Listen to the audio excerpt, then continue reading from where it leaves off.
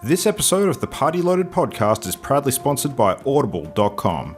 Check out their awesome catalogue of audiobooks with over 180,000 titles to choose from. And be sure to grab a free audiobook on us and support the show by visiting audibletrial.com/endgame. Let's party.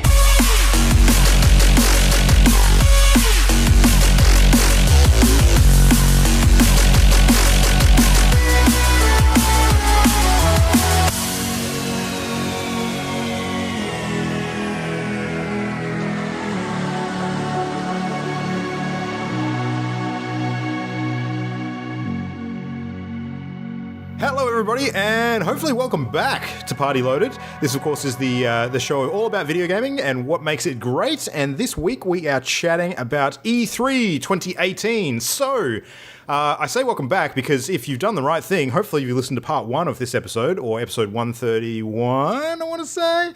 And if you haven't, you done goofed, go back and listen to that and then come and listen to us now, because we've already covered half of the event and we're about to kick into the second half, which will consist of Square Enix. We're going to chalk some Devolver Digital and PC stuff. We're going to chat some Ubisoft, some Sony, and some Nintendo. Unless, of course, you've actually come just to hear about those things, in which case, welcome. You can stay. Although Bethesda was pretty cool, so was Microsoft. You should probably listen to the other one. I would recommend going back and listening to that. Yeah, we did square about a bit of stuff. So you can hear Jam right there. Christian's back as well. Hello. So we will dispense with the pleasantries and get stuck right back in because we've got tons of stuff. Pleasantries dismissed. That's it. Christian, take it away. Yes. What's going on? All right. Next up, we have Square Enix. Square Enix this year, their presentation was a lot more like a Nintendo Direct than the traditional stage presentation, which I actually like a whole bunch. So they put out a video that's basically just, pre-recorded dev talking, trailer, trailer, which is my preferred style. So I actually thought they did a good job because, didn't waste anybody's time. So the first big game they talked about was, of course, Shadow of the Tomb Raider, which, looks really cool. They showed off the stealth gameplay and the new combat system. It looks pretty fancy. I like the rope trick. Yes. Yeah. All looks very and murdery. she covered herself in mud.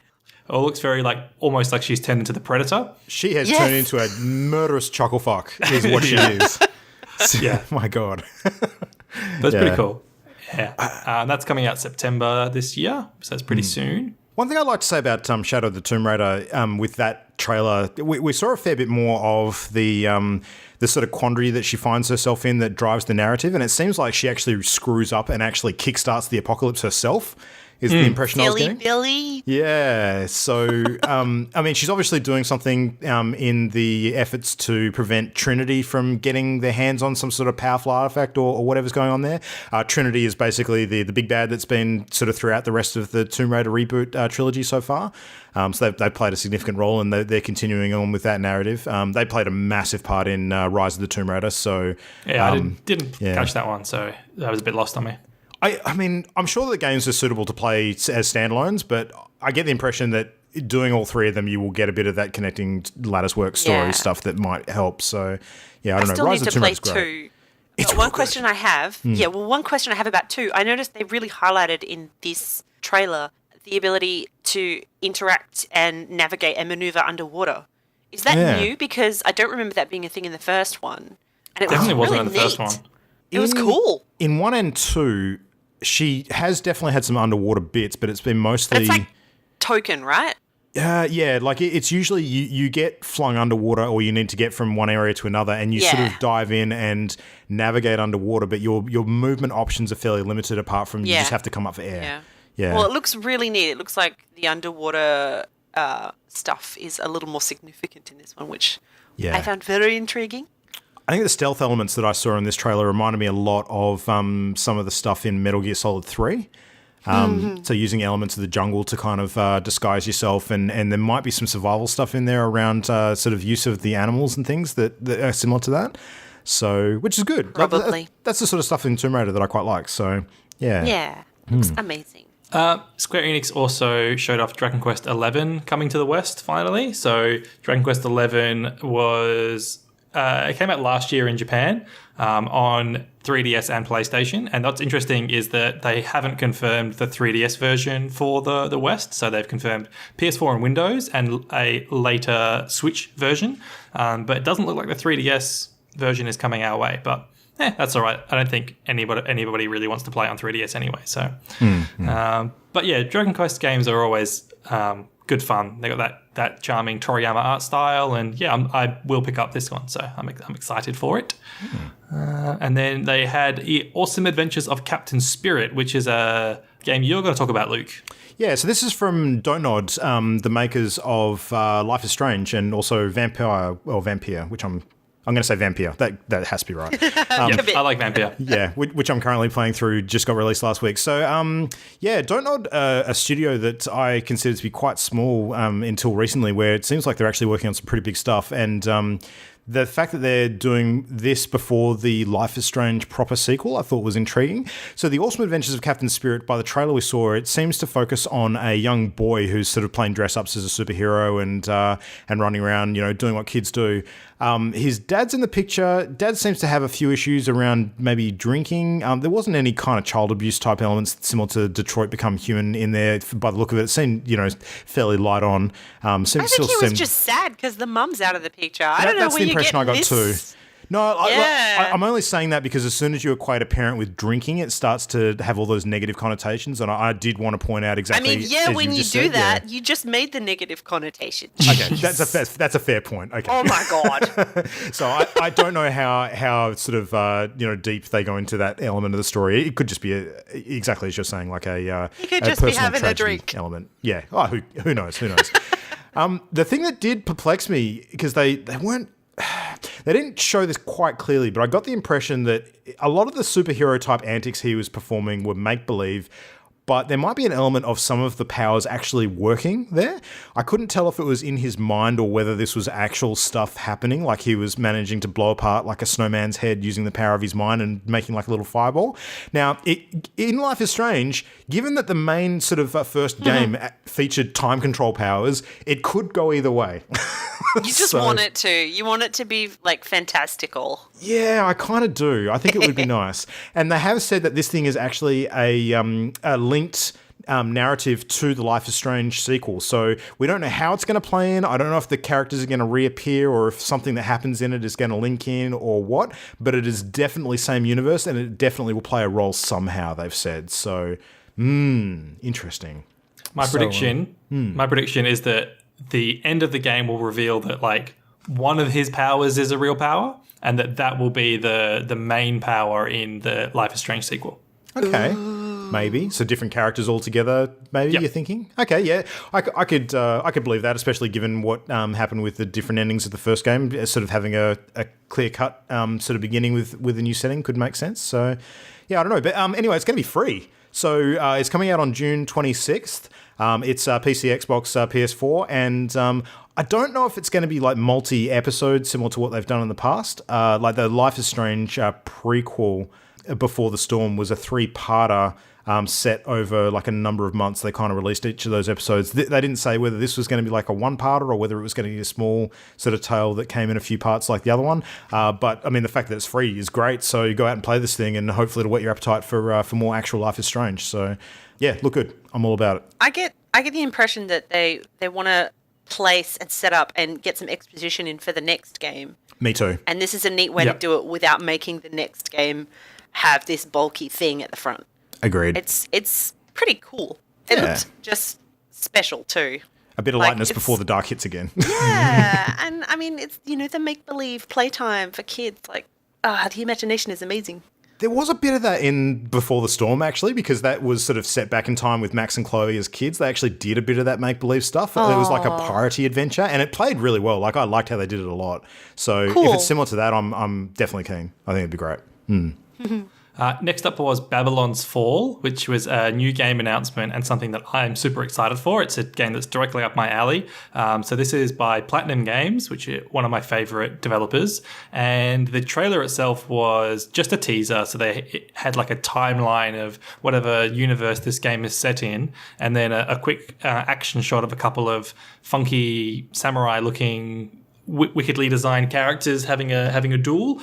But yeah, so basically no details revealed other than it'll be PS4 and PC. But just the fact that it's Platinum Games, I've got some faith that it's going to be a good game. It's most likely going to be one of their like character action style games like Bayonetta and Revengeance, that sort of third-person action character game. So yeah, I'm pretty excited for more on that. And then they announced the Nier Automata Become as Gods edition, which is bringing Nier Automata over to Xbox for the first time with the DLC packed in, which I think is good because those Xbox players get to experience my Game of the Year from last year. So that's very cool. I need to play this. I really, really need to play this. Jam, you bought it already. You just have to play it too. I actually still have to buy it. It's on the list. Yeah, it's on the list. God damn it. Another thing they had that I want to mention super briefly, Just Cause 4 was in a couple of the things. I just want to point out that I wrote down 3 words for this game: explosions, sass, and tornado. Yes. Yeah. I would add to that and that say is my summary. Tethers. Tethers is the 4th word. Tethers. Yeah, so Ball. just quick on Just Cause 4, it looks like they're going for a slightly more like near future setting, which allows them to have some funkier technology to cause some crazy mayhem, because those games have all been about causing mayhem. And yeah, tornadoes. That looks awesome. Is Just Cause, like for the uninitiated causers amongst us, myself included, is Just Cause like Far Cry without the villains and story, but with more explosions and physics engine stuff? Is that kind of and third person? Yeah, Just Cause is like, it's literally about causing mayhem and explosions. Like you get quests where it's just like cause as much destruction as you can until X happens, and then by blowing up missile silos and shooting grappling hooks onto gas canisters that drag enemy soldiers into the air and explode, you get a score for causing mayhem. So it's all about that and like madness, like the craziest stuff that you do in GTA, but designed all around that. Okay, that sounds good. I should probably play that.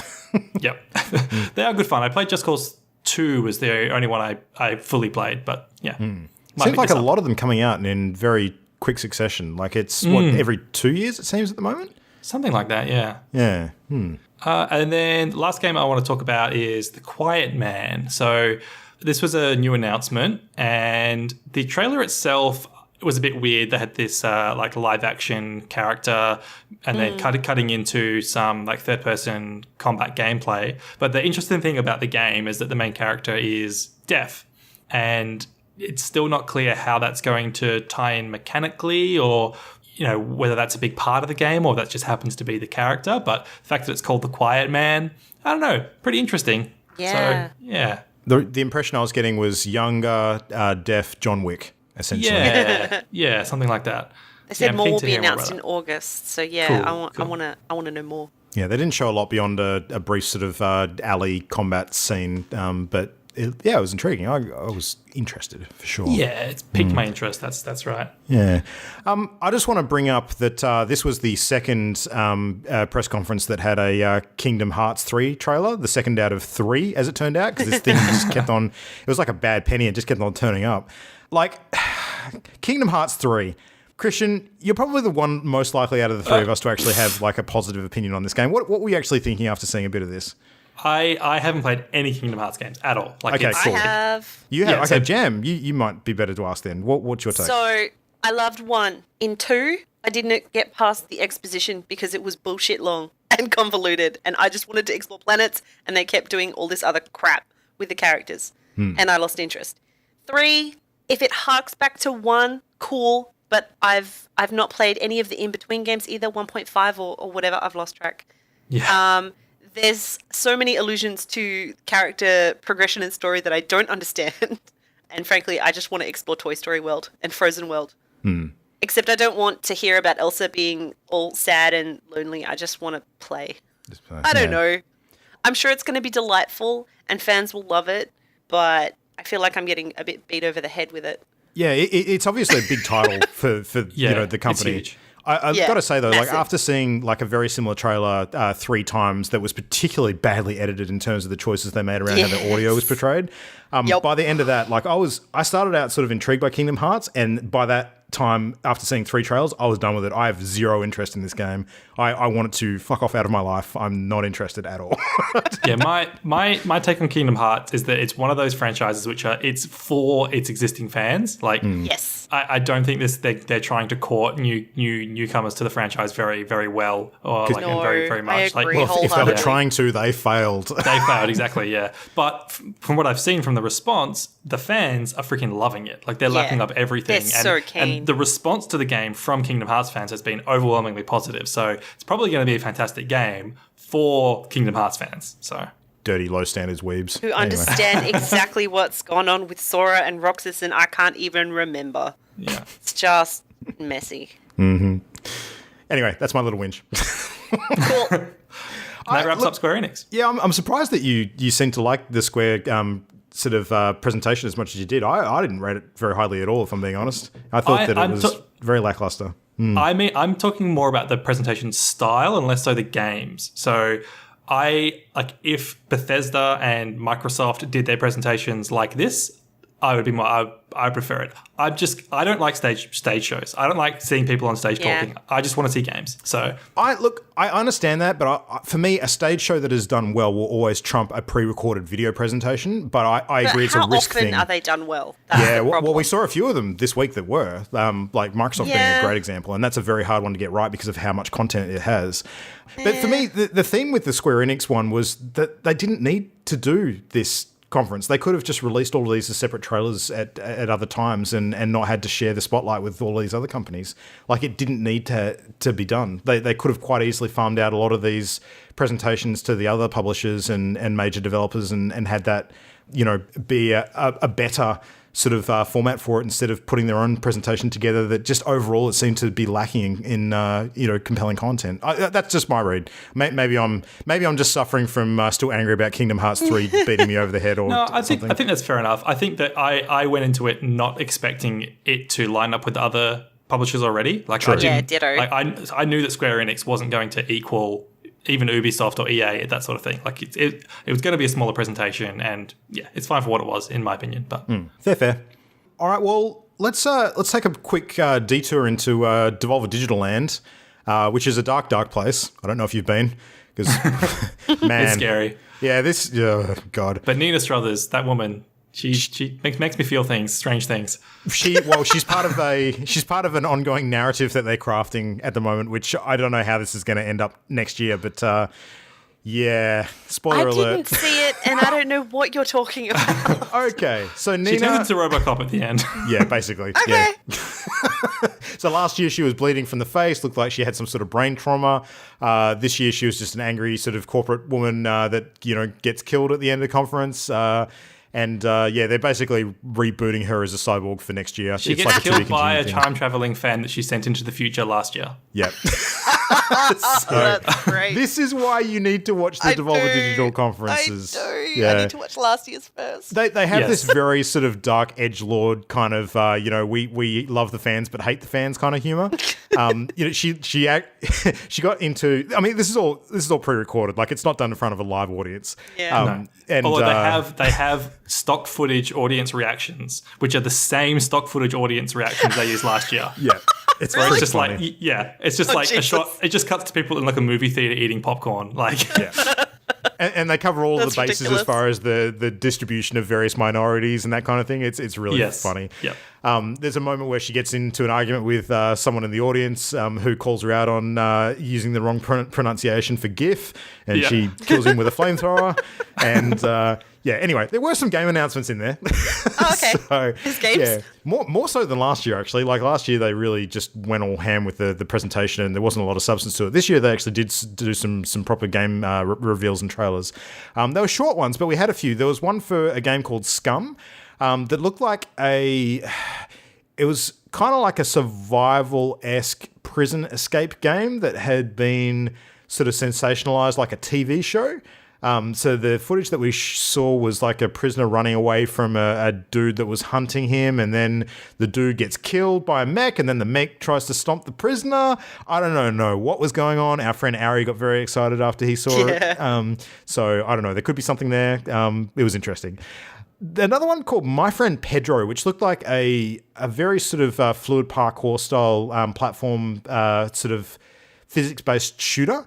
I don't know how to describe it. It's just weird. You kind of have to... I'd seen GIFs of this game all over Twitter for like the last 6 months, just with the dev just posting them. But then it was a surprise to see that Devolver Digital had picked it up to publish, because it was just like basically like a very, very small team of people making this game. It looks like a Devolver game though. Yeah. What's that? It's kind of got an endless runner feel to it, but it's like an endless shooter. Like you're just 2D going through small environments very quickly, shooting everything on the way. Like It seems to be a game that momentum is the name of the game, and actually sort of continually moving forward, and like the aiming is in every direction imaginable on a 2D sort of scale. And you've got twin pistols, so you're basically trying to shoot dudes before they shoot you without stopping, and just, you know, your perpetual motion propels you forward into each area in the game. You really have to see it to understand it, I think. Like just how much of like a bullet ballet the game is. Bullet ballet, that's a great description for it. Yeah, I like that a lot. So, Bullet Ballet, us some Metal Wolf Chaos. Christian, tell us all about that. So, Metal Wolf Chaos XT. Let me take you back to the year 2004, when From Software put out an Xbox-only game exclusively in Japan called Metal Wolf Chaos, but the game was fully voiced in English with terrible, terrible voice acting. And the story of this game is that the Vice President of the United States has led a coup in a mech against the US government. Because of course. Yes. So the sitting president, Richard, he is fighting against the vice president in his own mech. And it's just ridiculous. It's like, Metal Wolf is the name of the president's mech. And it's like just stupid. And the voice acting is terrible. And it became a cult classic, particularly when some YouTubers played it a couple of years ago.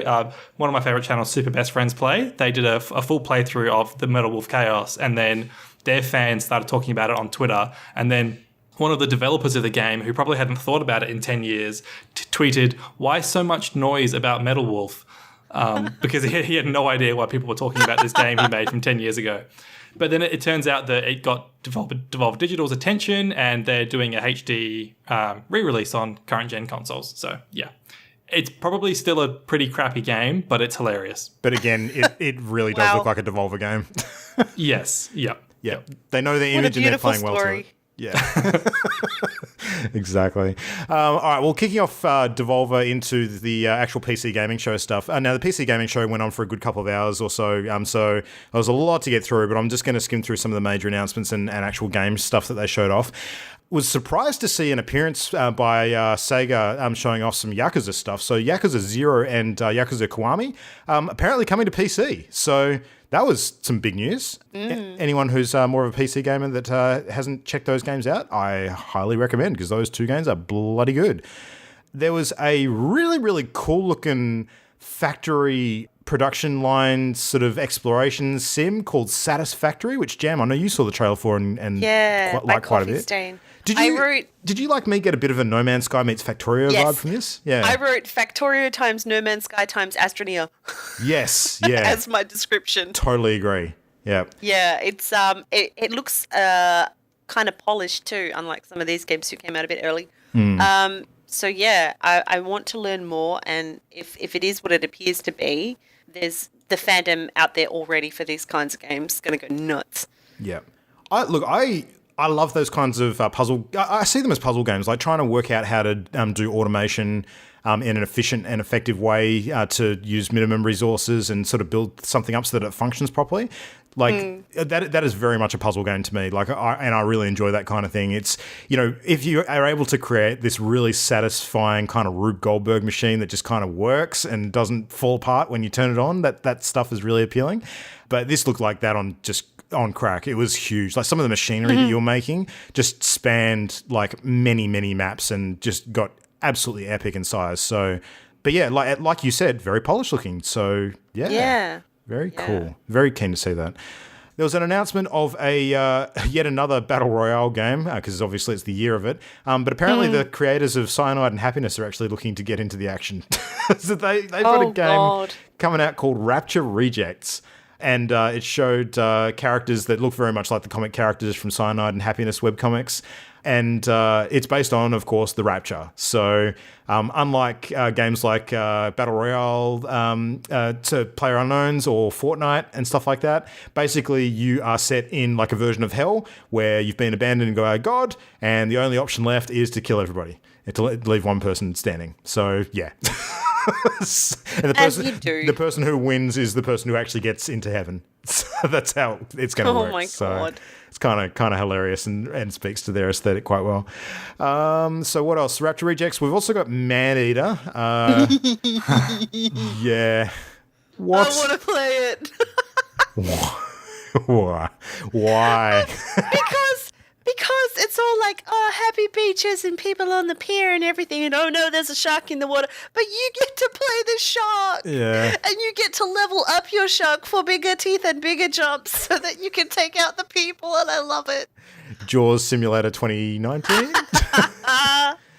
It looks so silly. I was a little disappointed they didn't use the song, like the Maneater song. Who sings that? Yeah. Would have been hard to get the licensing for that, but yeah. There's a shark skill tree. It has a skill tree. It looks fantastic. Oh, I want it. As much as I give it crap, I can't really fault it. It does look kind of cool. Best kind of silliness. Yeah, exactly. And then one that looked really, really pretty, which is Sable. So like a very comic booky style narrative adventure of some sort, which Christian, I know you saw that too. So I'm really interested in this game. So it looks beautiful, like the comic booky art style, like you mentioned. Kind of gives me Journey vibes. Also gives me Shadow of the Colossus-y vibes. What's the game that they made before Shadow of the Colossus? I can't remember. But anyway, also Force Awakens vibes. It looks like Rey going through the desert collecting salvage stuff. Oh, yeah. Riding on like a speeder bike, that sort of thing. I don't know. I just want to see more about it. I'm guessing it's like a puzzle platformer, but it just looks beautiful and the music's beautiful. So very keen for that. Yeah. So yeah, some decent stuff at the PC gaming show this year. I think Day 9, Sean Plott, who was actually presenting on the PC gaming show, it looked like he was having a pretty rough E3 because I saw that he tweeted out just before that started that apparently he went back to his hotel room sort of prior to starting the show there, and they had thought that he'd left his room and thrown all of his gear out, including all of his prep notes for the show. So oh God. I don't know how he went presenting it, but he was not in a good place. So poor dude. Yeah, that's awful. It's totally awful. I would have been right ropeable if I was him, but I like Day 9. He's a cool guy. So, anywho, Ico's the game I was thinking of. It reminds me of Ico. Okay, yes. Anyway, all right, Ubisoft Jam, over to you. Oh, it's me. Yeah. Okay, so I only finished watching this one like right before we started recording, but Beyond Good and Evil 2. How good does that look? Oh shit, yeah. Oh my God. It looks like. Hang on. What was the comparison I made earlier? It was Mass Effect meets Farscape is what it looks like to me. Yeah, that's a good comparison. Which I am all in on. Yeah. Cinematic. The graphics are super cool. And what I love is this personality, like the sass and the humor. And just the personalities between the different crew members look so cool. And then they had the epic bad guy intro, who's Jade, who I don't get it because I didn't play the first one. That's one of my concerns about this. Like, to be honest, like they're banking a lot of goodwill on people remembering the original Beyond Good and Evil, and I just get the impression there's not that many people who do. Well, it is a prequel, so it's not going to be continuing the events at least. I think you're still going to be able to jump in. It looks like an epic space opera, just how they described it. And the really cool thing, I mean, watch the cinematic. It's just so entertaining. But they explained on stage that they want fans to contribute to the world they're building because they want this to be a hugely expansive, I guess, interplanetary exploration thing. They're designing, planets you can visit because it is a space opera. And then they introduced Joseph Gordon-Levitt. Out of nowhere. Because of his involvement or because of what he does for Heat Record, who are helping them get the public to collaborate to generate content. Not just like submit content, but actually collaborate together for anything from artwork to music for the game, to go in the game because they want these rich areas to explore. which is amazing. I was not expecting that in the slightest. I think it's a fantastic idea. Certainly, like, free content for them. They confirmed after the fact that collaborators will get paid. Oh, really? I'm really glad. I'm really glad they clarified that, because when Joseph Gordon-Levitt was on sort of talking about Hit Record, which is his production company that this is all wrapped up in, it very much gave the impression that it was just like exposure kind of stuff. Yeah, no, well, it's Joseph Gordon-Levitt definitely... he took to Twitter after and confirmed, and he apologised, saying that in hindsight they should have included that in the presentation. Yeah, that's a very important point. Yeah. It is. It's such a cool idea, though, because it's going to let so many people be a part of it. It's certainly going to generate interest. I mean, if a bit of your song or artwork got in there, you'd want to play the game. Yeah. You can sign up for the look of it? Space Monkey program to get regular updates on how that's all progressing and information on contributing it as well. So there's a website link somewhere, which I'm sure you can dig up if you Google Space Monkey program. So, yeah, trailer blew me away. Record.org.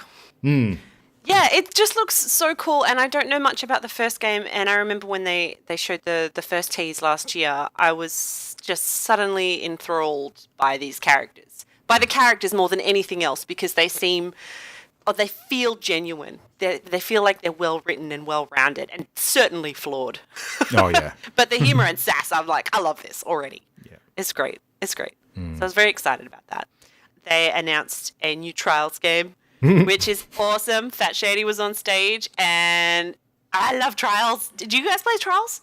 I never have, no. I played a little bit of Trials at Perth Comic Con a couple of years ago, just because they had some Xboxes set up and I was mucking around with it. And look, Trials is a game that I really appreciate existing. It's not my kind of game, because you got to give it time, mate. You got to give it time. I know. You got to actually put some time in. Otherwise, all you're going to do is crash and burn. Well, you literally do. I understand why you love it, and I think it's definitely a jam kind of game. It's great. Me and my siblings have played a bunch. It's a local co-op kind of game. I really think, I say co-op, really head to head. Yeah.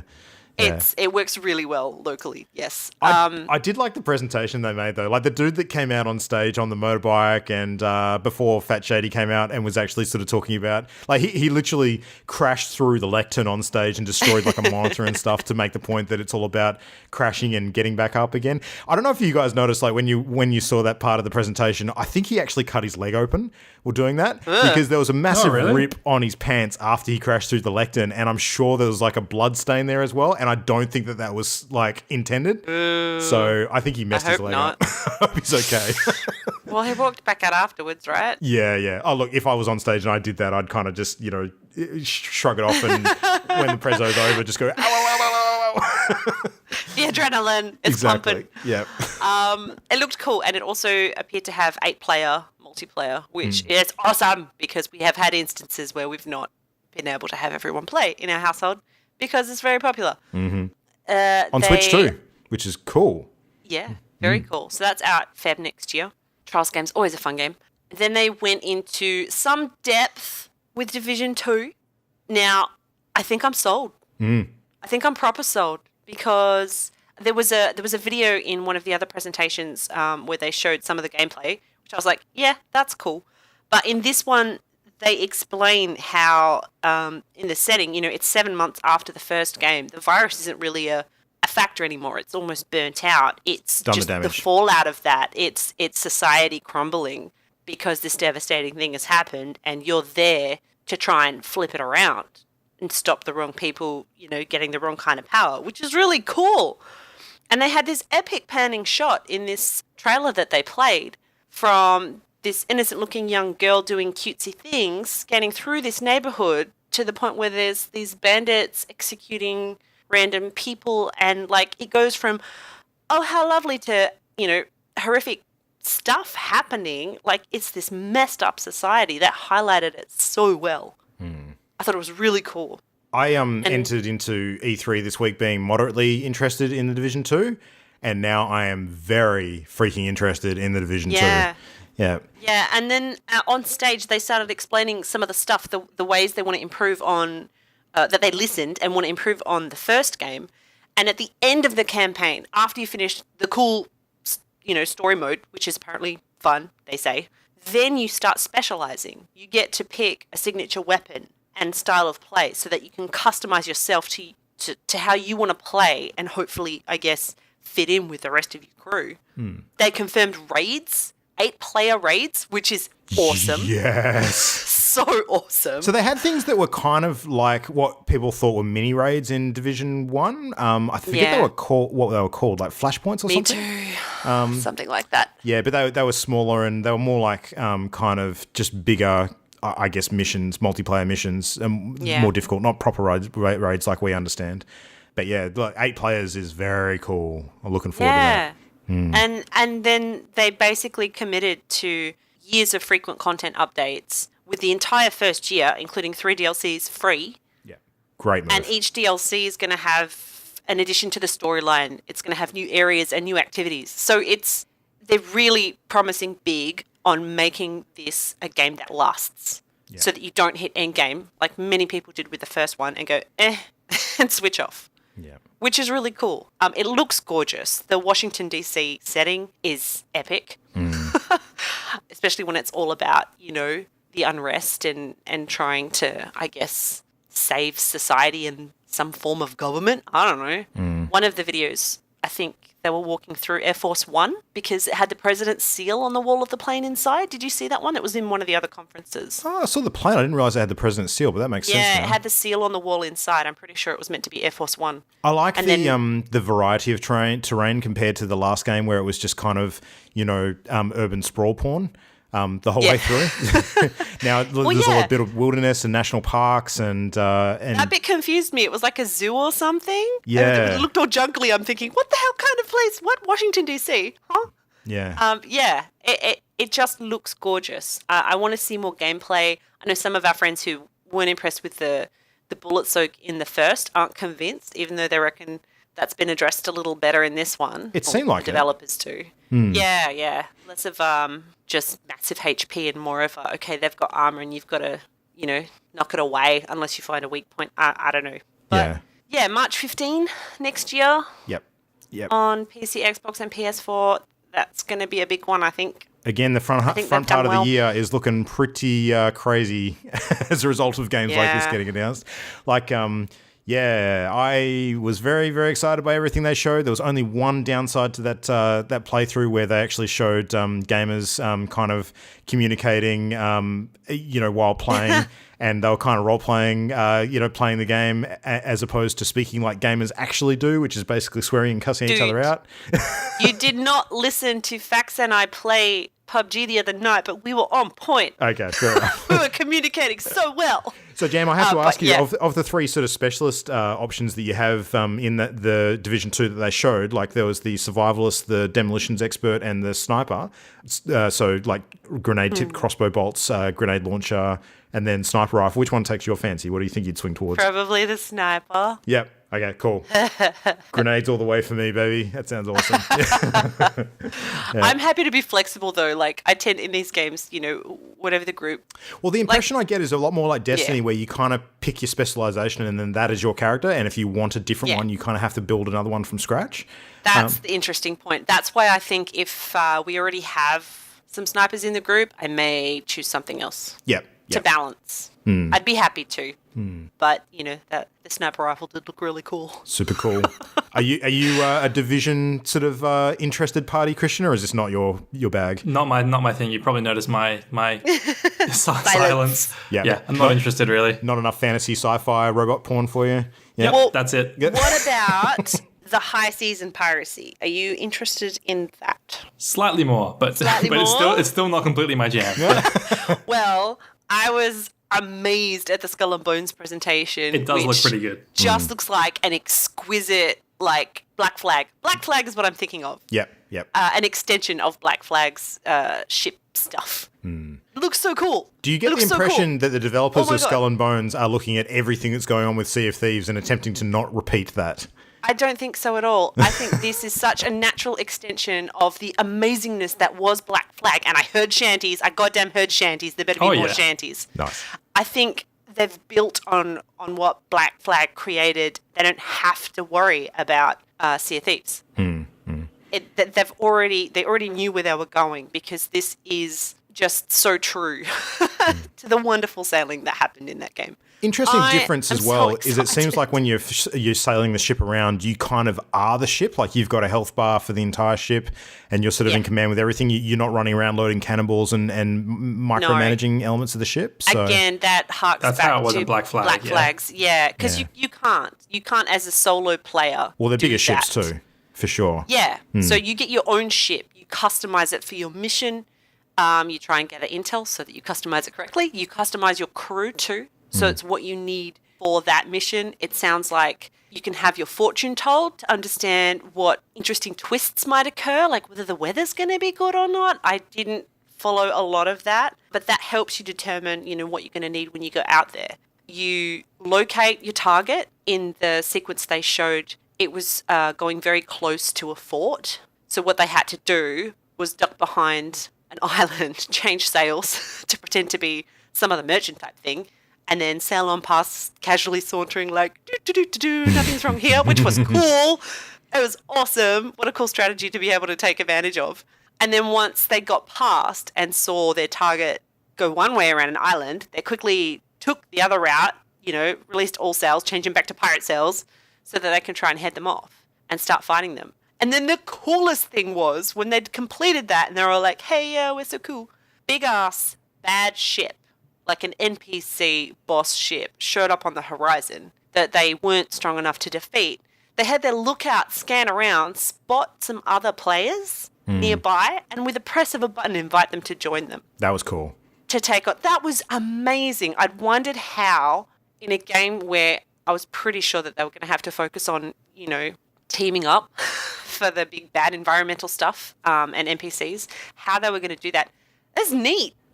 It's so neat. Press of a button, you're saying like, hey, come help me with this badass thing. But then at the end, after some amazing tactical and fancy move stuff, you can always opt to betray that and take each other out anyway to get the loot for yourself. It was true piracy. The graphics are stunning. There's a bit of a storyline to it. Like I liked the three pirate captains, queens, kings, whatever you want to call them, and their, adversity, and then they have to band together to take care of the new threat. But overall, I'm just so excited for more ship sailing from Ubisoft. Yeah. Like, oh my God, it was my favorite thing. No Assassin's Creed has captured my attention since. I've gotten bored of them very quickly. And I think it's just because I miss sea shanties so much. That does look good. It's going to be a little while off, though, potentially late 2019. So yeah. But I want it so bad. If only there were some games in the meantime that we could look forward to playing. So they had a little more information, something they teased last year, on the game called Transference, which has Elijah Wood in it, who they, surprise, brought on stage. Frodo Baggins walks out on stage. That was a good moment. And he goofed his line and laughed about it. That was hilarious. Yeah. That was funny. But that game looks disturbing. I don't know if I'm going to go near it. It's a game where you're interacting with this strange story, exploring consciousness. It's like a psychological thriller thing. You know what it reminded me of? It actually reminded me a lot of Inception meets PT. PT, yes. PT is exactly what I thought of. And I was like, I don't know if I can deal with this. Very interesting, though. I think there's going to be a lot of attention. I don't know that they're going to want to share too much more about it, though, if they want it to be a surprise and a thriller. I think it's the kind of thing you just have to be prepared to dive into. Yeah.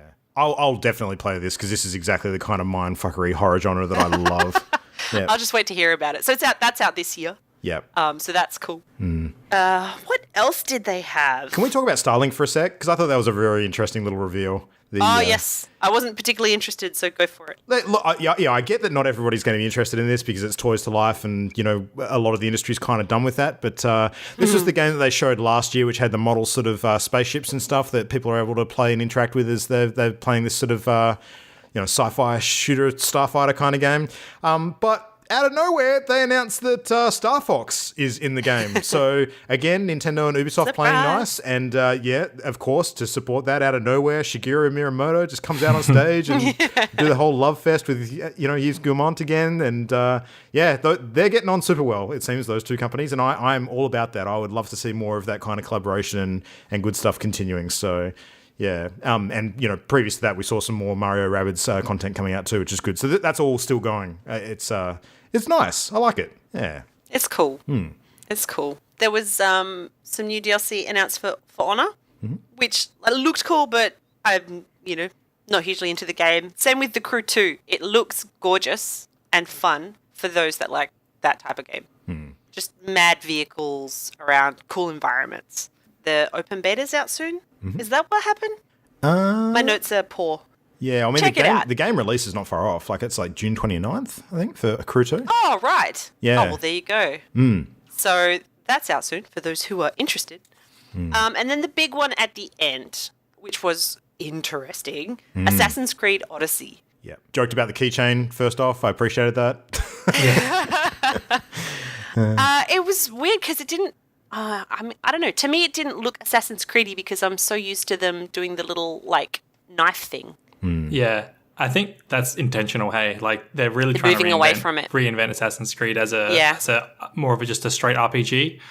Yeah, the fact that this game has dialogue choices and you can influence the story, which is the first time they've done that, because typically the gimmick is that you're reliving ancestors' memories, so it's supposed the story's supposed to be set in stone. Yeah, but apparently I was reading that they have actually been progressing the modern day storyline in emails and files hidden in the games quite a bit, and that what this is hinting at is that is actually changing the past, influencing the past. Oh, really? Yeah, that they're actually adding time travel-y elements to it, where whoever in the modern day is actually trying to use the animus to change the past, which is a cool way of justifying the ability to have divergent story in an Assassin's Creed game. That's cool. I like that. I appreciate that. Technically, and the setting for this one. If you want to leverage the whole fate thing, though, you could have dialogue choices and then just explain it away that whatever you end up choosing is exactly what you're preordained to choose anyway.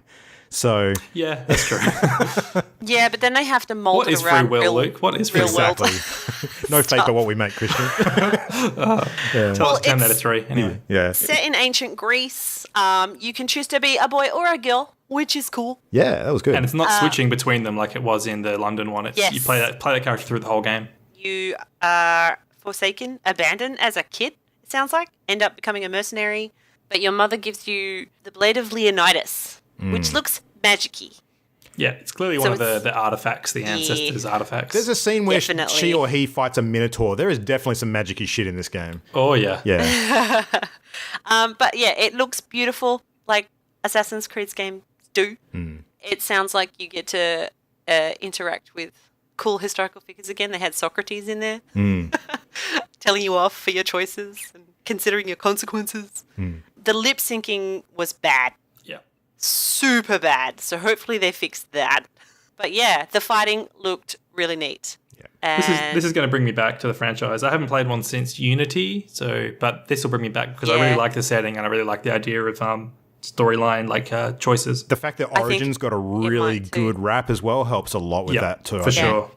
Yeah. So props. It's getting my attention too. It might bring me back. I haven't played much since Black Flag, like I said. Well, it's not far off, Jam. It's not far off. There's ships in this one too. Yeah. Okay. I did get some Black Flag vibes from that bit, actually. But yeah, October 5th, would you believe? That's not far. Yeah, that's close. Yeah. I was not expecting that. That's when we get back from PAX, the thing will be out. PAX. Red Dead. No, it's before then. Too much stuff. No, it's before then. Yeah, it's way before then. End of October is PAX. Oh, my goodness. So many games. Yeah, so overall, I mean, I was pressed for time. I had to skip through a lot of the stage stuff for Ubisoft, but the games were good. I was super impressed. Stuff that I'm keen on. Super impressed by Ubisoft. I thought their presentation overall, with how much time they spent on each thing and the messaging and how tight they kept everything, I thought it was a very strong presentation and much, much, much more so than I was expecting from them. So very happy. My favorite thing about the Ubisoft presentation, did you catch when the presenters went backstage and left their mic on? Yes. It was super adorable. I did. The woman was like, "We nailed it, guys." It was adorable. It was so good. It was adorable. Great. All right, well, let's move into another big one. We got Sony to chat through now. Now, not actually as many games to cover with Sony as in previous years because they decided this year to focus in on 4 in particular. So there were a bunch of other move. things mentioned and shown, but there was a big four that got a lot of the airtime during that entire show. So now, I'll say up front, the Sony presentation, they did some weird shit this year.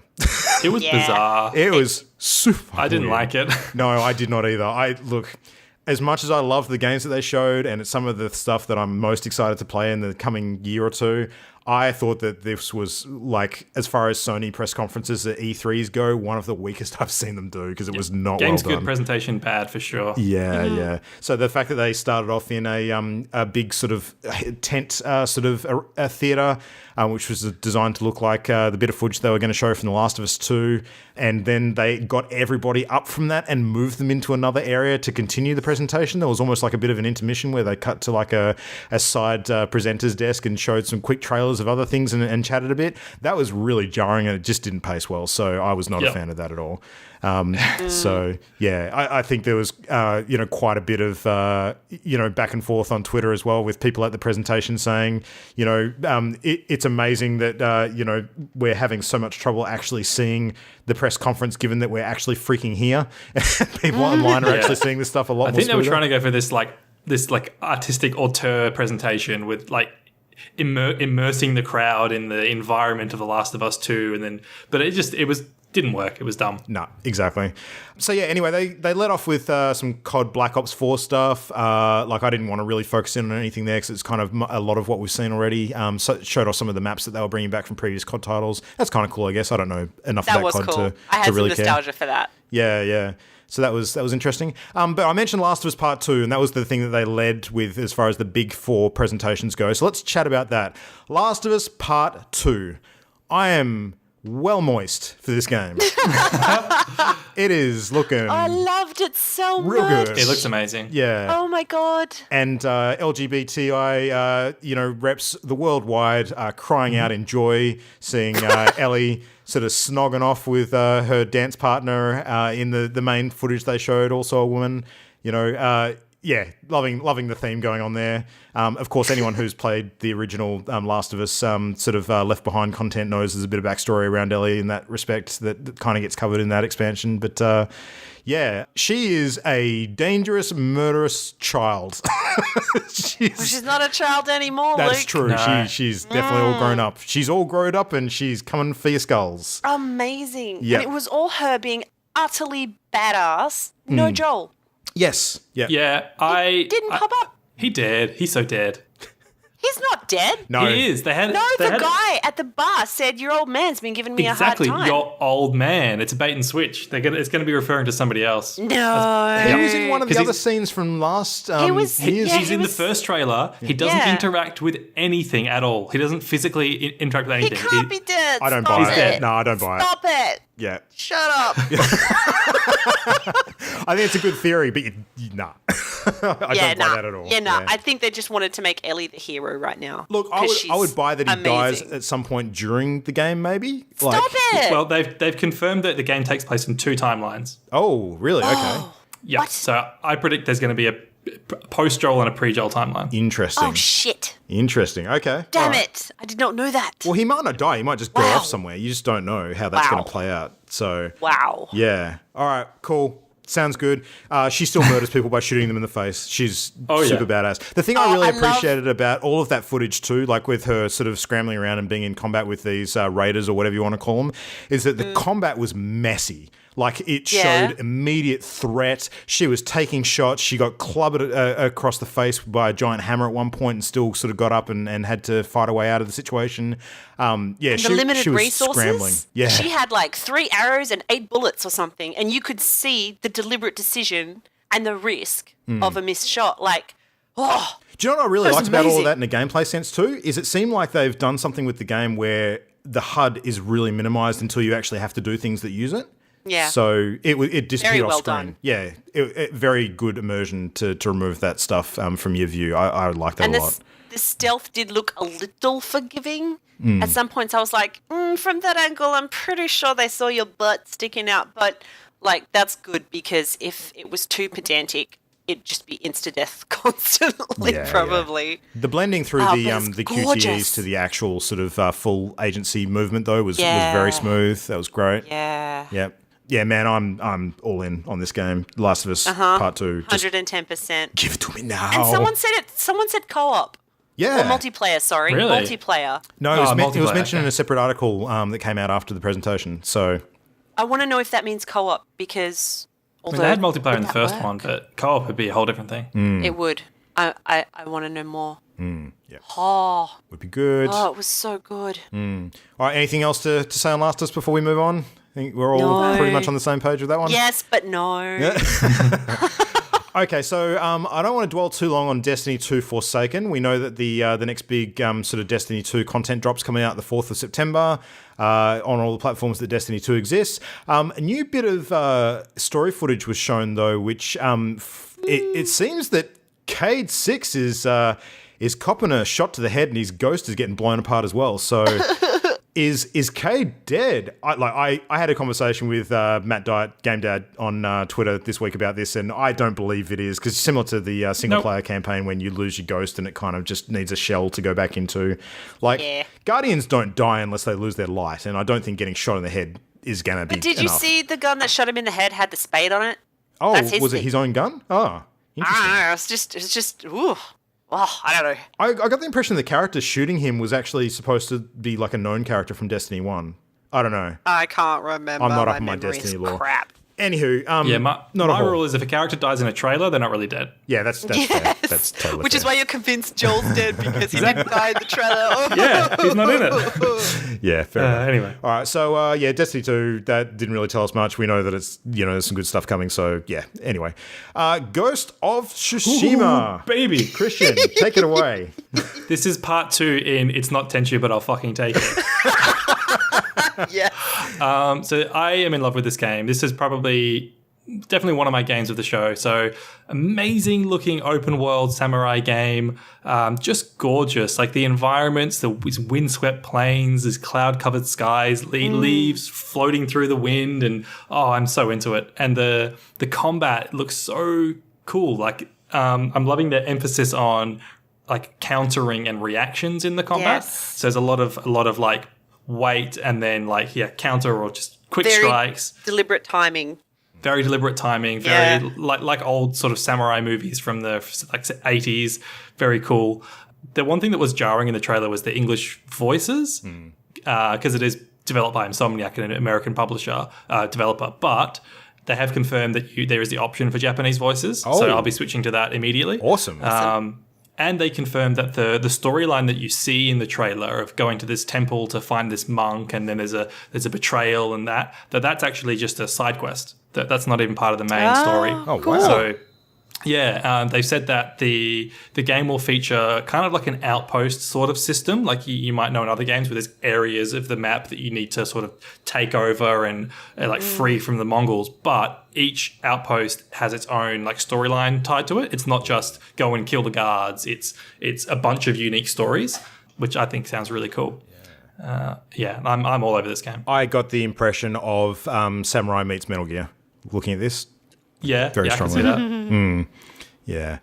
Yeah. Very excited too. I'm probably not as excited as you, but that's not because I'm not excited. That's just because you're just way over the top excited. I just love it. The train attack when he was rescuing the monk.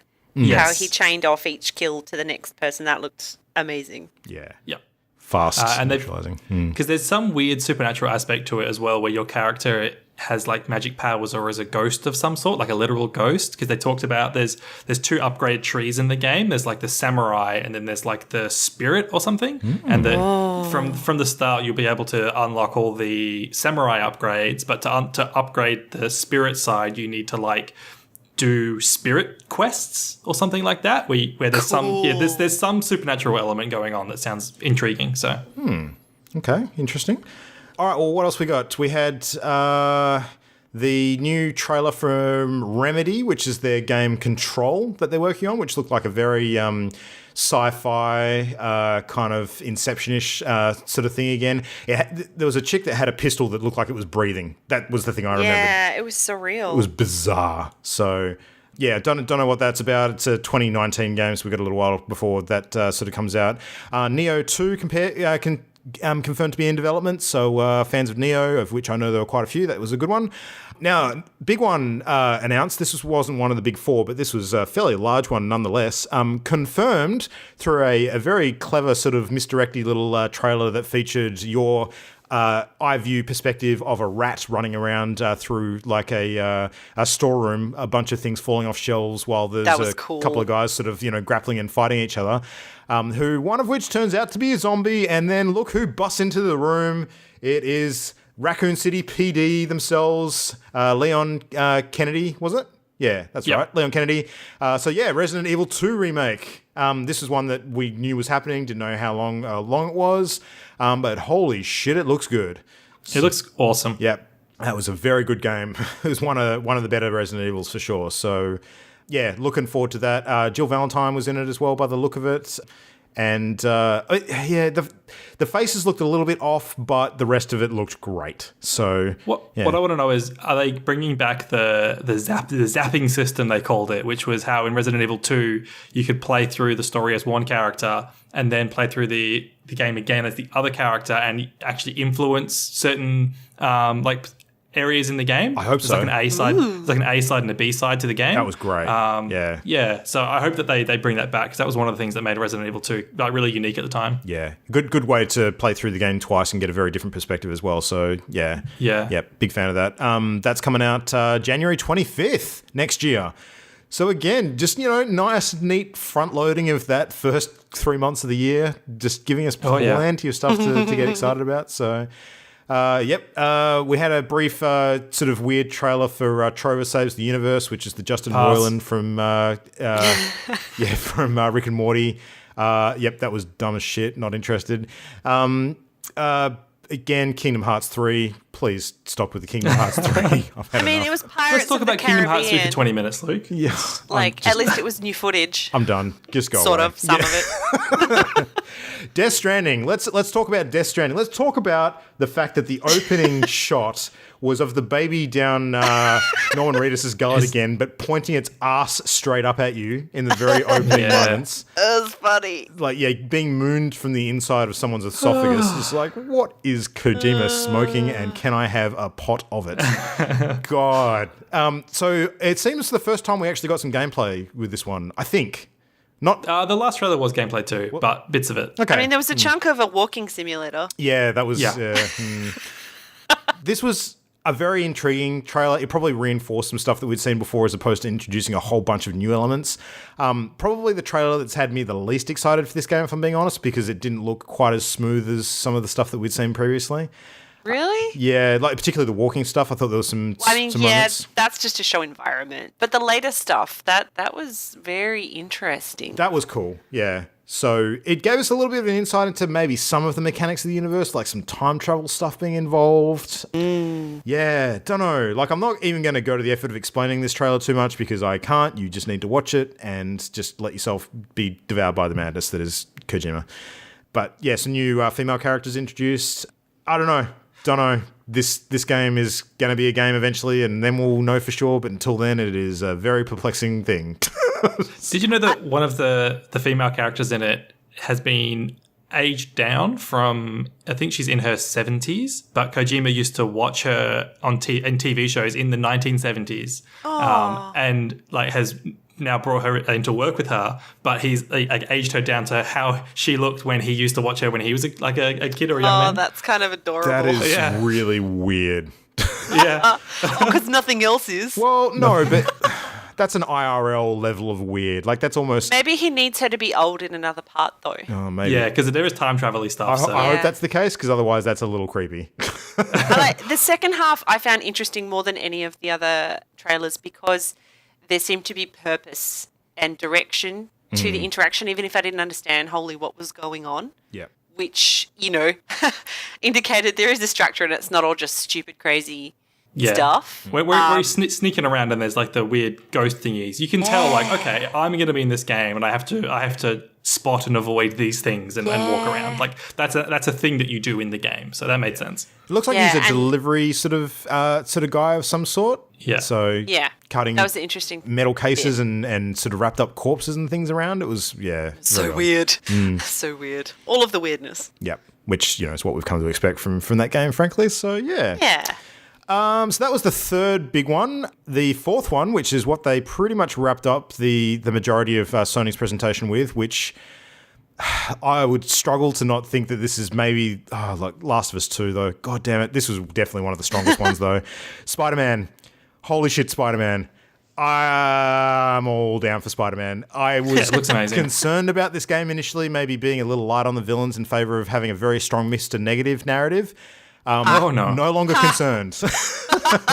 Like, I'm not sure if they confirmed Sinister Six in this clip. It almost did, because there was at least 5 of them.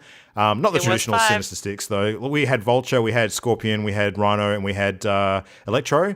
All of them looking pimp as fuck. Who was the 5th dude? Mr. Negative. That was Mr. Negative. Yeah. Right. And there was a 6th one off camera that they didn't reveal, which Peter Parker sort of... oh, yeah, that's right. Yeah, he put his face up and said, guy, it's though? you. Well, one would assume that it would be, because the other 5 villains were beating him up, waiting for this person to rock up. So Were they? Yeah. Oh, that's not how I read it. But then We already know that maybe. Wilson Fisk is in the game, so Kingpin is confirmed, because in the previous footage we saw, Peter Parker is calling and talking to him on the phone while he's in prison, presumably. So, I don't know. It could, if Kingpin's involved, it could be Sinister Six. Don't know. Why was it not shown then if it was him? Don't know. And they've already revealed No, him. that didn't feel like a Kingpin thing. That felt more Yeah, like I think it was something else. Green Goblin, maybe, or Doc Ock. I think what it made clear was that there is a big bad in this game that we have not seen yet, and it's not Mr. Negative. So Yeah. Which is great, because as much as I like Mr. Negative, I like my traditional Spider-Man too, and Spider-Man has such a great existing rogues gallery that I'd love to see something from that rogues gallery make a massive presence in this game.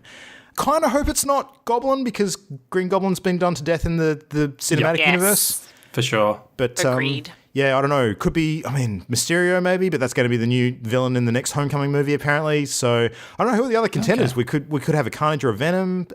We could have. I have no idea. I don't know. I don't know enough. Yeah, there's so many theories going through my mind right now. It could be a lot of things. So, but man, I just the really footage liked looked great. the maneuvering. Yeah. How incredibly three-dimensional did it feel? He was like flying everywhere, running up walls. The combat stuff, the great. web traversal stuff, the actual Spidey chase sense? scenes. Yeah, the Spidey sense actually working in combat. Man, there is nothing I'm seeing about this game that I do not love to bits already. I think this is going to be like one of my most anticipated games this year. And September we're looking forward to. So the 7th of September. It's, in the grand scheme of things, not that far away. No, it's actually pretty close. Yeah. So... yeah, if you don't have a PS4 yet, this is another reason you may want to think about that situation. And there was one other reveal, which was kind of a weird one, because it happened after the Sony press conference wrapped up. But they snuck one in afterwards in the after show, which was a game called Deracine. Deracine. I think it's got a couple of accents on the E's, so I'm not sure exactly how to pronounce it. It's French, and I'm not sure. I haven't actually heard it pronounced out loud. Not sure. PS4 VR game, though.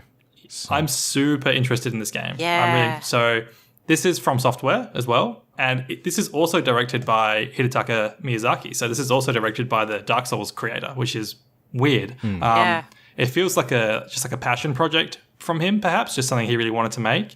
Did you read anything about the actual story of the game or what you're doing? I only watched the trailer and heard something about being a fairy. Yeah. So in a world where time stands still.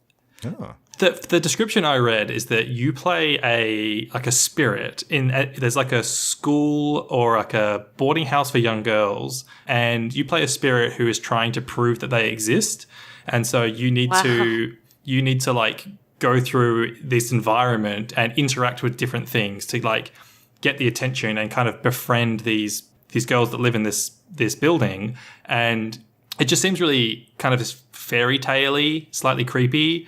Yeah. And then apparently you become involved in deciding these girls' fate. You need to protect them from some existential threat. But just this idea of kind of being a ghost, I think fits really well in the VR like medium, and having to cleverly think of ways of interacting with the environment. I don't know. And the fact that it's from Software, I'm really intrigued by this. That is such a cool idea. I love that. Yeah. Yeah, I mean, there reminds me of a whole bunch of movies and shows and stuff where they've shown someone sort of getting killed and coming back as a ghost and not being able to pick up or interact with anything. And as they gradually get better at concentrating and become slightly more substantial, they can start to move objects and stuff. Yeah, it's got that feel for sure. Yeah, I'm all about that. That sounds great. Yeah. I think you're right about the VR being a great platform for that. That definitely sings to my idea of that as well. All right. Cool. Well, the last one, possibly one of my most anticipated of the entire E3 lineup because of a couple of things that I wanted to see. Mr. Nintendo, Santa Nintendo, what presents did he bring us?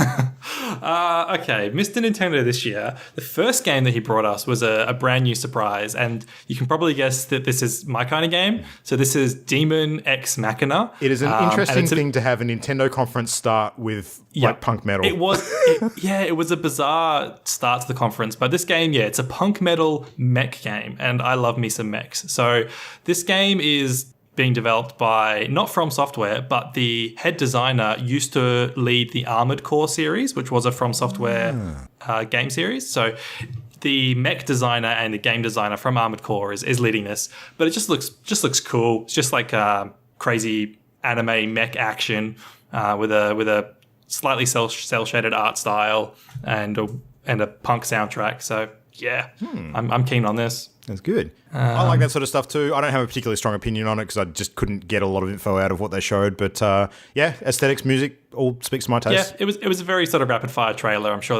they'll put out some more like details for that later. But it got me interested for sure. Yeah. One thing that didn't really get me interested was Super Mario Party. So just it looks. I haven't played a Mario Party since N64, to be honest, but the one gimmick with this is that you can combine the Switch like tablets next to each other, and they'll actually like extend maps. So you can have like two of them sitting next to each other, and then you can like drive a tank in one mini game from one Switch screen onto the other Switch screen. But I'm sure it'll be fun, but it's not my kind of game. I love the demonstration of how they synced the screens up as well, where they line them up and then just swipe their finger across the two of them. That showed where the linking was. That was really cool. Yeah, that was cool. Yeah. But the next big game that interested me was Fire Emblem Three Houses. So there's been some great Fire Emblem games on the 3DS recently, but this is the first console Fire Emblem since, I think, GameCube. And it looks like it's really changing the formula by introducing like units of characters. So it still has the classic tactical like top view map, but when you actually zoom into the like dynamic battle view, instead of having a single hero, your hero is leading like an actual unit of troops, and it just gives it a more epic look to it. And I love the Fire Emblem game, so I'm super down for this. Still seems to have a whole bunch of cool characters and like anime art style for all the cutscenes, which looks really nice. So this was a big surprise, and I'm very excited for Fire Emblem. Mm-hmm. So have you guys played Fire Emblem at all? No. My first Fire Emblem game was Fire Emblem Heroes on mobile. So okay. Yeah, right. I mean, and that being said, I kind of got a bit of an idea of the mechanics from playing that because it still had the rock, paper, scissors kind of it's got elements. The weapon triangle in it. Yeah, exactly. And, some of the characters and stuff, so I know who Marth is now and, all those sort of big names I got a bit of a feel for. But, I mean, it's a tactics kind of game. I know how they play. It's the sort of game that I do enjoy to a point. I'm not, super, super pumped about them, but they're fun. I do enjoy them. Yeah. I am super pumped about it, so I'm looking forward to hearing more. They had already revealed Pokemon Let's Go Pikachu and Eevee in their Pokemon presentation a few weeks back, but they showed off using the Pokeball accessory to control the game a lot more, and that you get a free Mew with every Pokeball accessory, so that's something. But we go back a couple of weeks to listen to our thoughts on Pokemon Let's Go. And Overcooked 2, so who wants to take that one? Look, I'm actually yet to play Overcooked, which is shocking. I know. What? Yeah, I know, because you guys all played it when I wasn't around. And I played a little bit of the first one. I've watched a lot of Overcooked. I've never actually played Overcooked, but I'm still excited about Overcooked because having watched it, I know how good this game is.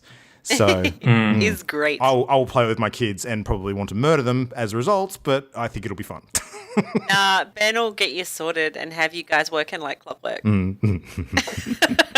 The little bit of Overcooked one I did play was on Switch, and it did have some frame rate issues. So I'm hoping that when they release Overcooked 2, it doesn't have any of that same trouble. They actually used Overcooked 1 for one of the Omegathon rounds at PAX. I can't remember if it was last year or the year before. And that was really fun to watch. Really fun to watch. Yeah, that was good. Worked very well because it was a disaster. Apparently, Overcooked 2 lets you sort of throw food as well. I can see that could be handy. Yeah, it was mentioned that one of the weird mechanics that didn't exist in the first game is that apparently now you don't actually have to have a plate down and then serve food onto it. Apparently, you can actually walk up to food and slide a plate under it, which I'm just like, okay. Oh, good. Yeah, okay. That does weird. change it. Yeah. So, I don't know, yeah. I mean, I'm sure it'll be good. I'm sure it'll be excellent. Hollow Knight finally coming to Switch, which is a really cute-looking platformer where you play a little beetle with a cool kind of Tim Burton-esque art style. It's been on PC for a while, but it's nice to have it on Switch. Great fit for that game. And they gave a release date for Octopath Traveler, which is pretty soon. That's July 13th. This is the Square Enix pixelated RPG. Looks pretty neat. Yep. And then they had a full half hour of the presentation was all dedicated to Super Smash Bros. Ultimate, which looks really, really cool. The big thing with Super Smash Bros. Ultimate is that they're bringing back every single character that's ever been in a Smash Bros. Game. So gone are the days of people tweeting at Sakurai saying, when are you going to bring Ice Climbers back? Can you get Snake back? He's just gone, screw it. They're all back, every single character. So no one can complain anymore. Everyone can be quiet. Yeah. But it looks awesome. And they're also adding the Inklings, which you would have been able to tell from the teaser trailer. And they're adding in Daisy as an echo character for Peach. So they've got this new term for the characters that are basically identical to other characters. So Chrom and Lucina are echo characters. Pit and Dark Pit are echo characters, and now they've got Daisy and Peach as echo characters. Was Pit and Dark Pit already echo characters before, or did they play differently? I actually don't know. They played differently. Well, they mechanically played mostly the same, but they were counted as completely separate characters on the roster. So I think now by giving it an echo character, it's more sort of saying that it's two sides of a coin instead of two separate characters. Right. But okay. Yeah. And then the big reveal they had at the end of the presentation was Ridley. Yep. From Metroid, which I'm sure you're happy with, Luke. Look, from what I understand, this has been a really long-running meme for Smash. It has. People wanted Ridley in the game for ages, but Sakurai always said, no, he's too big. Too big, yeah. Dragon won't fit in the game. So, as soon as they started showing the clip and I saw the hint of the end of his tail, I knew instantly who it was. For sure. And the trailer sort of had the really cool sort of Metroid boss music and that sort of stuff. And I was like, yep, this is really cool. Ridley, there better be an amiibo for this. There was an amiibo for this. Christian pointed me to it immediately. I got very excited. I'm going to buy that instantly. Yeah. Ridley is, for anyone who doesn't know, basically a giant alien space dragon. He is the leader of the space pirates in the Metroid franchise, and he is a fucking boss. So, yeah, he comes back so many times in that game franchise, and he is always scary as shit. So, great character choice. Very, very cool. Like it a lot. I think my takeaway from Ultimate 2 is that this game is just supposed to be the perfected Smash Bros. Yeah. So it's got all the characters back. It's got a whole, nearly all of the stages back. They haven't shaken up the formula. Graphically, it looks very similar to the Wii U version, but that's just because it's like an Ultimate Edition, like it has in the name. So no major changes to the franchise, and they did ask to please understand that there won't be too many new characters because of all the work they're doing in bringing the existing characters back. We shouldn't expect a whole raft of new announcements. There'll be a couple, I'm sure, but yeah, I think they're 67 characters is what they're up to at the moment. So unless they push the number back a bit with the shadow characters, which might have happened. Yeah. So could be. I know Bayonetta was 63, 64 was the Inkling, but that was in terms of original appearance. So maybe they've actually pushed that back a little bit in terms of total number. Yeah, something like that. That's a weird one. And a good chunk of the presentation was clearly directed at experienced Smash players because they went through these tiny little details that they've done to update the old characters or change the new characters. Over 10,000 changes, he said. Over 10,000 changes, yeah. It's even tiny little things. Like they said, the Bayonetta 1 costume has a different sounding gunfire effect than the Bayonetta 2 costume. Sure. They drew attention to that. And it's like, okay, cool, sure. And they went through all the changes to the final smashes for the characters. They seem to be emphasizing that none of the finals, like all the final smashes are really quick now. So there used to be a bunch that would last a while, like foxes, for example. You'd summon in the Landmaster and actually be able to sort of pilot it around and shoot characters for a bunch. But now they've sped up the final smashes, so they're all just quick and to the point. So you get straight back into the game. So. Yeah. Well, they all functionally do the same sort of thing, don't they? They're just a board clear for almost all of them. Yeah, some of them you can direct. Some of them are just all over the screen. Some of them, yeah. But they're all a lot quicker now. So Interesting. But yeah, I'm sold. I love Smash Bros. And this just, it looks like the perfect version of it. I'm not a Smash guy, and that's not because I dislike the game. I've just never really played it or gotten into it. I could become a Smash guy, I guess, in theory. I'm not currently, but I don't know. We'll see what changes in the future. Jam, have you ever? It's just good fun. You ever gotten into the Smash stuff? I know you're not a huge Nintendo, but yeah. I tried it once, and it was with you lot. Who was it? Was it JJ and Dave? Yeah, I think it was me. I actually do remember this. Yeah. And I didn't know what was going on, and no one was telling me what was going on. Aww. I was just like, wiped the floor with me, and I went, fine. I can tell you categorically, I did not wipe the floor with you because I wouldn't have known what I was doing either. No. Yeah. I think at one point I tried Kirby out and did a couple of neat things, and then could not reproduce it. Yeah. So. The only other thing that we haven't mentioned is that it was announced that Fortnite has been confirmed as out on Switch, and they dropped the news that it's out now, which is kind of cool. So, yeah, my sons have been asking about this game, and I told them that they couldn't play it because it was on Daddy's PlayStation, and I wasn't going to move it into their room, and now I don't really have an excuse. So I'm going to have to check out the voice chat situation, though, because apparently, and this is interesting, they've actually made voice chat completely compatible by the game itself. Like, you don't have to put any plugins or special gear or anything like that. Like, any general sort of 3.5mm jack sort of audio and microphone, like I assume like an iPhone sort of headphone set would work in this, is compatible, and you get proper voice chat. So it makes you really wonder how they fuck up the voice chat with Splatoon so bad. So if it's going to be seamless with Fortnite, but yeah, not everything's smooth though. There's some account blocking issues which have been doing the rounds on social media today. So apparently, if you've signed into your Epic account via PS4, then you can't sign into it via Switch. There's some blocking issues preventing Sony side, yeah. It's Sony side issues. Yep. Look, it's unclear whether it's actually Sony at fault or whether it is Epic's problem. I'm pretty sure Epic categorically stated there's nothing they can do to fix it. Right, that's not good. Because it's not affecting Xbox. That's the thing. You can sign into the same account with Xbox and Switch, but just not Sony and Switch. Interesting. Well, anyway, I mean, as a follow-up, to quote ex-CEO Kaz Hirai, the parody Twitter account, today they revealed another big console exclusive, your Fortnite account. So, yeah. So there you go. Yeah. So, Christian, overall, what did you think? Overall, I think that it was an okay presentation, really. Like, I'm interested in Demon X Machina and Fire Emblem, but it was pretty light. There no Metroid Prime mention, no Animal Crossing, which I'm super excited to hear about. Yeah, no big sort of tentpole games other than Smash Bros. So, it was okay. What did you think? Can you hear this sound? Beep, beep, beep. This is the sound of me backing a truck full of salt up to the plate. I'm about to dump this motherfucker. No, look, not just because of that. And okay, yes, I'm going to be a little bit biased here because we all know what I was hoping for and it didn't happen. Yeah. I was not impressed with the Nintendo presentation at all. I thought it was very, very lacking. And it was weak for sure. Yeah, very weak. Like, my problem with it, first and foremost, was that if you are not a Smash fan, half of the presentation was not relevant to you at all and was boring as fuck.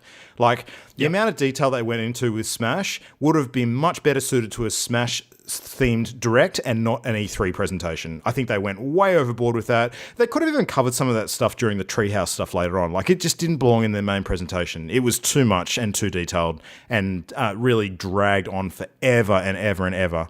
I like that they go into that kind of detail, but there's an appropriate time and place for it. I just don't feel that this was it. So that really suffered as a result. Yeah, it was not good. Like, some of the other reveals were cool, but like a few big questions and things that I think they really missed the beat on. Like, number one was that there was absolutely no mention of their new online service. So that's something that, like, this close to the launch of that, I would have been expecting them to focus on a little bit and actually talk about some of the previous gen titles that they were making available as part of that free service package, and they didn't mention it at all. There was zero mention of any 3DS games. That surprised the hell out of me, because they haven't announced anything along the lines of sunsetting that system yet. So in theory, they're still supporting it and putting games out for it. So why was there absolutely no mention at all? That was really disappointing.